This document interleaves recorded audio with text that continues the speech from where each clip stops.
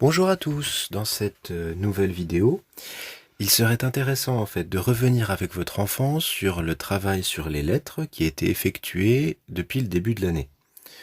Donc, en l'occurrence, lorsque nous avons travaillé avec lui le poster graphique, donc les différents gestes que nous avons vus dans une précédente vidéo, à chaque fois je leur faisais remarquer quelles étaient les lettres que nous pouvions tracer lorsque nous avons appris les différents gestes. Donc, par exemple, dans la famille des lettres droites.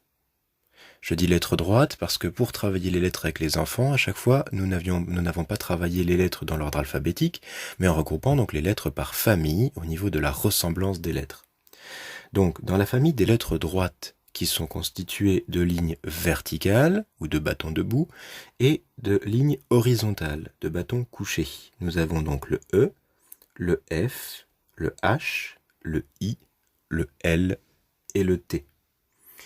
Dans la famille des lettres ovales, nous avons le C, le G, le O et le Q. Dans la famille des lettres obliques, nous avons le A, le M, le N et le V. Toujours dans cette famille, le W, le Z, le X, le Y et le K. Donc évidemment, toutes ces lettres n'ont pas été travaillées en une seule fois. Enfin, dans la famille des lettres combinées, nous avons le B, le D, le J, le P, le R et le U. Enfin, sera travaillée à part une lettre assez difficile, le S. Pour ce travail, vous allez commencer par tracer, comme la dernière fois, un lignage sur une feuille, une ardoise, un tableau si vous avez la chance d'en avoir un, et écrire en capitale d'imprimerie la phrase « C'est le printemps ». Votre enfant peut connaître déjà certaines lettres, certains de mes élèves les connaissaient déjà toutes. À vous en tout cas, même s'il y a certaines lettres qu'il ne connaît pas encore, d'observer ce dont il a besoin pour écrire cette phrase. Que ce soit des lettres droites, des lettres combinées, des lettres obliques, ou le fameux S qui nous pose tant de problèmes. Une fois que toutes les lettres sont identifiées, vous pouvez lire avec lui la phrase écrite « C'est le printemps » et lui demander s'il connaît déjà le sens du mot printemps et le laisser s'exprimer en fait sur ce que ce mot lui évoque. Lorsqu'il vous proposera certaines idées, vous les noterez de votre côté sur une feuille en dictée à l'adulte et de son côté, vous l'inciterez à venir dessiner les idées qu'il vous propose, de manière à ne pas les oublier.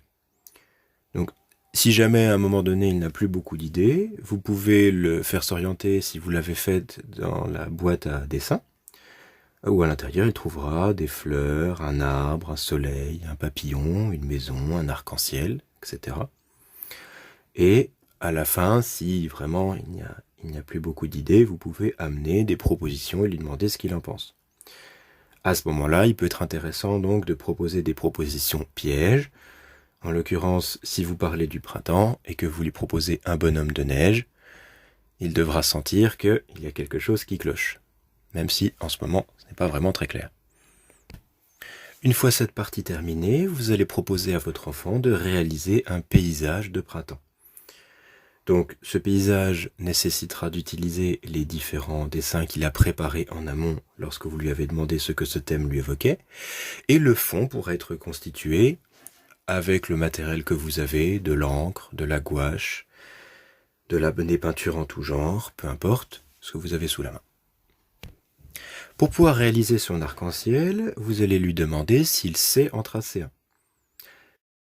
Étant donné que le pont a déjà été travaillé en classe, votre enfant pourra vous montrer avec son doigt la forme que doit avoir un arc-en-ciel, en vous expliquant que ce sont des ponts imbriqués les uns dans les autres, sans espace blanc entre eux. En effet, il doit y avoir de la couleur partout.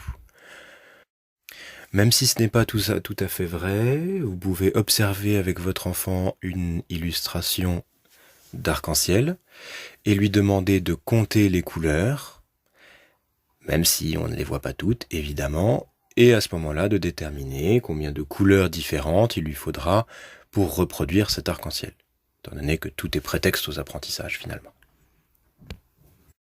Une fois le fond réalisé et sec, votre enfant viendra dessiner par-dessus les différents éléments qu'il vous avait cités au tout début de l'exercice.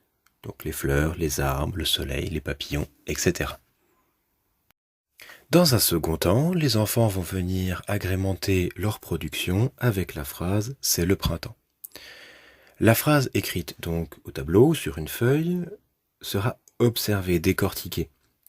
Il faudra observer avec votre enfant que il y a des lettres, effectivement, que certaines lettres sont rapprochées les unes des autres, que certaines lettres sont éloignées les unes des autres, et que c'est cet espace entre les lettres qui permet de différencier les mots les uns des autres.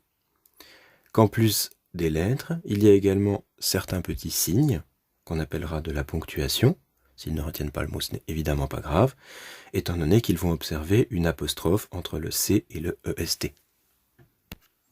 Afin de rendre cette partie plus motivante, si vous avez écrit la phrase au crayon de papier sur une feuille, vous allez observer avec votre enfant les gestes qu'il connaît déjà, les types de tracés qu'il connaît déjà.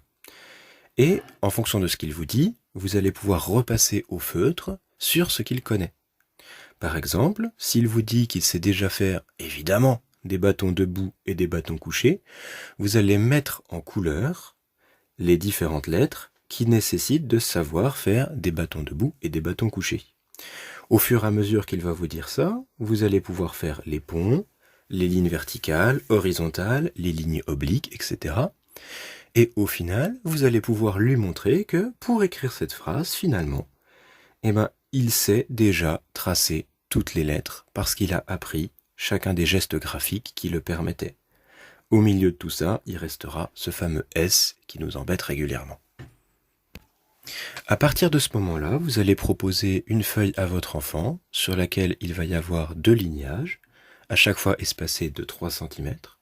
Sur le premier, vous aurez déjà écrit la phrase « c'est le printemps » au crayon de papier sur laquelle il pourra repasser. Et en dessous, un lignage vierge dans lequel il viendra réécrire la phrase « c'est le printemps », en conservant bien évidemment votre modèle sous les yeux. Au niveau de la différenciation, si votre enfant rencontre des difficultés pour réaliser cet exercice, vous pouvez placer des points à l'endroit où les lettres commencent et où elles se terminent, ainsi que tracer des petits traits pour indiquer les espaces qui doivent séparer les mots. Si vraiment il y a énormément de difficultés, vous pouvez réduire la phrase et ne demander dans un premier temps qu'écrire le mot printemps. Ce mot pourrait également être écrit, si vous en avez, avec des lettres en plastique pour observer le mot et être capable de repérer les lettres qui le constituent. Une fois ce travail terminé, vous pourrez venir coller la bande avec le lignage sur la production de votre enfant pour illustrer le thème. Au niveau du langage, les actions importantes et le vocabulaire que vous pourrez utiliser et qui devrait être utilisé par votre enfant sont les actions « je vois », si je regarde dehors pour m'inspirer au niveau du printemps, « je pense », qu'est-ce que je sais du printemps, « je réfléchis, puis j'écris ». Au niveau du lexique, les verbes sont rechercher, écrire et nommer. Les noms, le printemps, une fleur, un insecte, un arc-en-ciel, de l'herbe, un mot. Et au niveau des adjectifs, les adjectifs de couleur et les mots droits, obliques et courbes pour pouvoir décrire les lettres qu'il a utilisées pour écrire « c'est le printemps ». Merci.